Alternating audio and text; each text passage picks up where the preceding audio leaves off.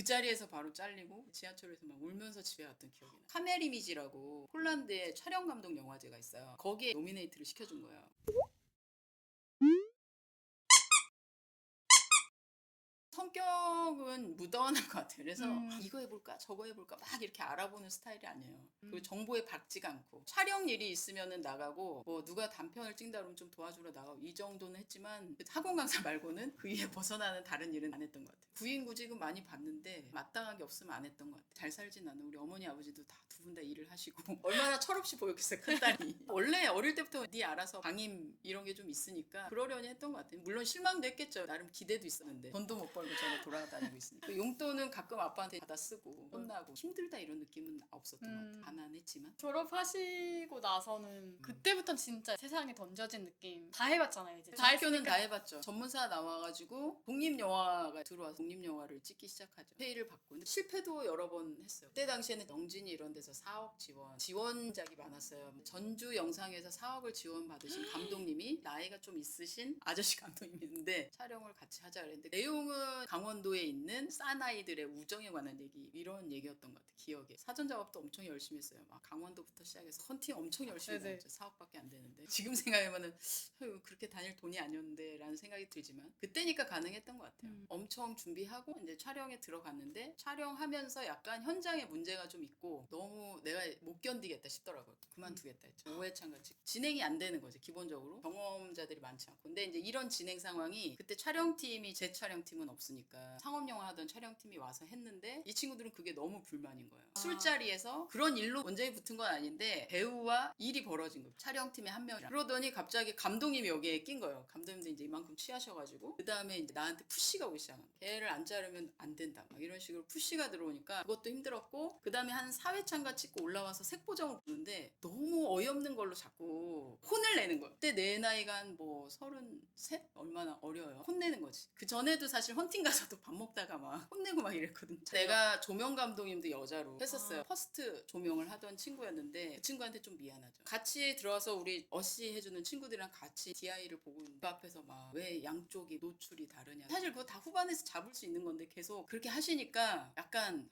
뭐 아니다 이거는. 촬영부 친구들 말로는 내가 핸들들을 잡고 있으면 감독님이 밀고 있다는 거야. 그만두겠다 얘기하고 네네네. 그 이후에 팀 구해야 되니까 내가 이틀 정도 남아있고 조명 감독님 진작에 그만두시고 지금 얘기한 작품 바로 전에 안성기하고 이하나 나오는 영화 있어요. 감독님이 저에게 이제 의뢰를 한 거지. 그래서 헌팅 몇 번 다니고 그때 캐스팅이 됐던 게 유동근이 캐스팅이 되고 나한일 배우가 제작을 하고 큰 예산은 아니고 10억 정도 됐던 것 같아요. 그걸 같이 준비하고 어느 날 배우랑 스태프들이 미팅을 하는 자리가 있었던 거예요. 긴 테이블이 있으면 유동근이 가운데 앉고 스태프들이 양쪽으로 자. 또 갑자기 이제 막 호명을 하더라고요. PD 누구야? 손 들고 촬영 감독 누구야? 손 들었는데 그다음 갑자기 막 비상 회의가 열린 거야. 자기네들끼리 막 올라가더라고요. 감독을 데리고 올라가서 회의를 하더니 감독이 내려와가지고 따로 불러가 누나 힘들 것 같아요. 반대한다 이거겠지. 30대 완전 초반이니까 저 어린 여자애가 뭘 하겠어 이런 거밖에 없는 거지. 그 판단의 기준. 그 자리에서 바로 잘리고 지하철에서 막 울면서 집에 갔던 기억이 나. 너무 사람을 불러놓고 이미 하기로 약속까지 다 돼 있어. 결국 감독님도 못하고 나왔어요. 촬영 감독을 그렇게 했을 정도면 어떻게 전행을 했을지는 너무 볼보도 뻔한 거지. 감독님도 못 견디고 나와서 안성기 이하나로 만든 거는 2년 뒤엔가 나중에 만드는 건 쉽진 않았어요. 독립장편 하는 것도 쉽진 않았죠. 중간중간에는 계속 영상원에 다니는 학생 단편도 하고 35mm 단편도 해서 수상도 했던 것 같아요. 또 영화 아카데미 후배인데 안성경 감독님이라고 4억 지원받은 작품이었는데 그때 처음 나온 카메라가 레드 MX 처음 나오고 그때 우리가 찍고 있을 때 상업영화로 레드로 찍은 게 국가대표 일대였어요. 레드로 빌려가지고 귀향이라는 작품을 찍었죠. 근데 그 귀향이 입양인에 관한 얘기거든요. 미혼모로 애를 낳고 애를 입양을 보냈는데 그 입양인이 나중에 엄마를 찾아오고 뭐 이런 얘기예요. 판타지랑 섞어가지고 넣은 거고 그 돈인데도 엄청 헌팅을 다녔어요. 강원도에 오픈 세트 괜찮은 건물이 있어서 미술팀 와가지고 세트하고 미술까지 완전 제대로 한 영화는 그게 거의 처음이죠. 그래도 계속 작품을 하실 수 있는 기회는 뭐 생기셨네요. 들어오면 계속 했던 것 같아요. 뭐 이렇게 가리고 하거나 하진 않고 그렇다고 뭐 나한테 막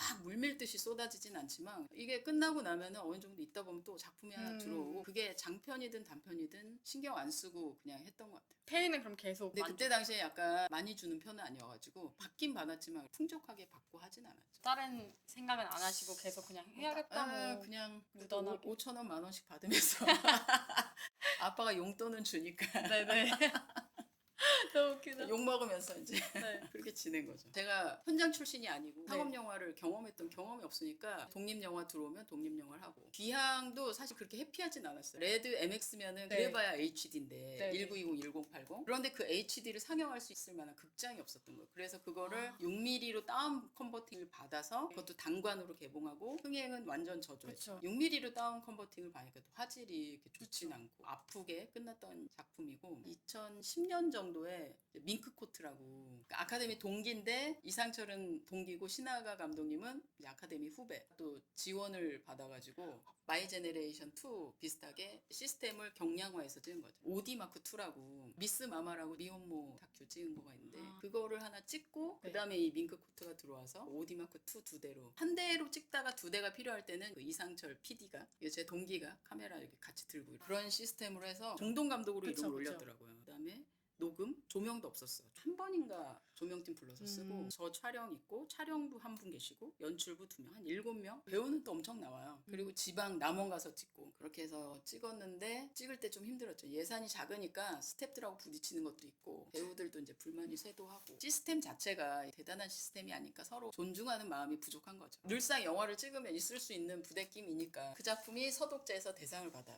편집도 잘하고 워낙 시나리오가 좋았어요. 서독제 대상 받고 부산 영화제에서도 틀었나 그랬을 거예요. 부산에서 그 외국의 어떤 프로그래머가 보고 카메리미지라고 폴란드의 촬영 감독 영화제가 있어요. 거기에 노미네이트를 시켜준 거예요. 본선에. 나랑 감독 2명이랑 같이 비행기 표를 나오는 걸 좀 쉐어해가지고 폴란드를 갔다 왔죠. 물론 이제 우와. 상은 못 받았지만 그래도 영어를 좀 잘했다면 더 좋았을 텐데. 가서 키아누 리브스랑 사진 찍고 뒤풀이 자리 있는데 그 이상철 감독이 가가지고 피처 이래가지고 밍크 코트 그렇게 찍고 나서 본격적으로 상업 영화를 찍게 된 건 폴란드 가기 전에 중간에 김국 김선 감독이랑 제가 전주영화제 쇼쇼시라고 오프닝 같은 것처럼 감독님 3분 선정해가지고 짧게 찍어서 옴니버스로 상영하는 게 있었어요. 그 중에 한 편을 김국 김선이랑 한 편 찍었거든요. 그리고 나서 저예산 장편을 준비하고 있었는데 갑자기 수필림에서 무서운 이야기 1 옴니버스 같이 하겠냐 그래서 하게 된 거죠. 상업 영화잖아요. 반대가 있었다고는 하더라고요. 대표님이 상업 영화를 찍어본 촬영 감독이면 좋겠다 그랬는데 감독님들이 밀기도 했고 단편이니까 한번 맡겨볼까 해서 하게 된 거예요. 그 작품이 결국은 상업 영화의 씨앗이 된 거죠. 그걸 찍고 결혼전야 찍고 워킹걸 찍고 다 무서운 이야기 1의 감독님들이 상업 영화인데 네. 옴니버스예요. 무서운 이야기를 4명의 감독님이 따로 연출을 해서 그걸 모아가지고 상업 영화로 트는 건데 공포 영화기도 하고 하다 보니 이게 예산이 작았죠. 편당 1억 1천인가. 그게 뭐지? 앰뷸런스죠. 아. 그리고 브릿지라고 이제 작품과 작품을 이어주는 이야기가 있는데 유연석이 나오는 거였거든요. 그때 유연석 약간 신인일 때 문규동 감독님하고 브릿지를 24시간 한번 같이 찍은 거죠. 그 수필림 대표님이 동생이거든요. 그러니까 운이 좋았던 거죠. 독립영화도 마이 제네레이션 때문에 진행이 된 것도